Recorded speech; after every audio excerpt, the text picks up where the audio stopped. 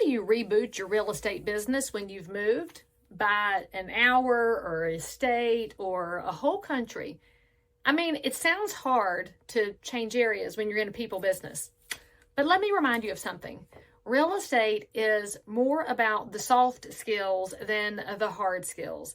And when I talk about the soft skills, I'm talking about the sales acumen that you have. Those of you who know how to read somebody, how to react, how to respond, how to listen really well, how to ask great questions, how to guide somebody in the decision-making path and help them say yes or no.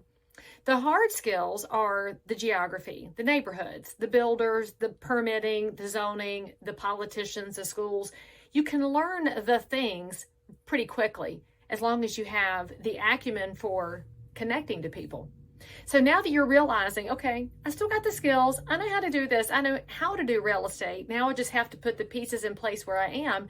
How do you rebuild when you don't have that set of family or people you graduated high school with or former coworkers to pull from? It's you. Woohoo, you're a new island. Well, wherever you are, whether it's rural or urban, suburban, exurban, doesn't really matter. You got to find out where people are.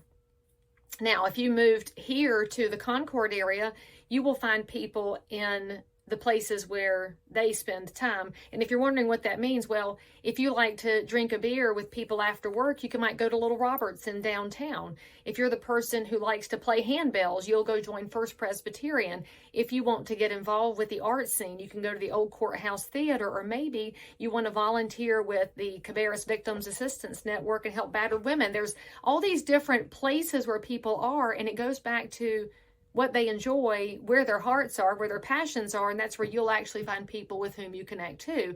So if you're in a rural market, you might say, but there's no people here. Yes, there are.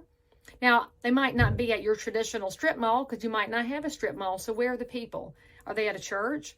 Are they available to volunteer at the school? And maybe you're thinking, well, I don't like kids. I don't want to hang out at the school. Okay, go support the faculty. Go help the janitorial staff on the weekends when they're polishing the floors, or go drag the ball fields. If you pay attention and start noticing where people are, you'll find the place where you fit in.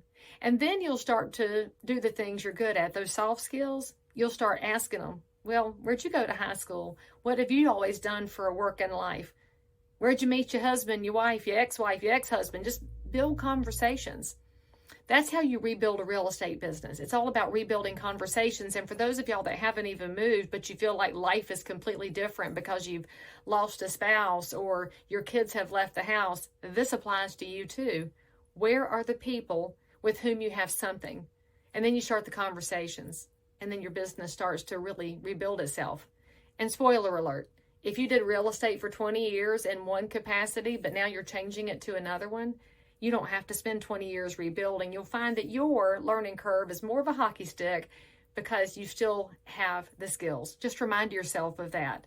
And extra credit if you get busy learning the political landscape where you are, and you get to know the schools, and you get to understand the challenges of your new community, you may wind up an expert far faster than you give yourself credit for. So get out there, take your eyes off that screen, and just get started again. You can do this.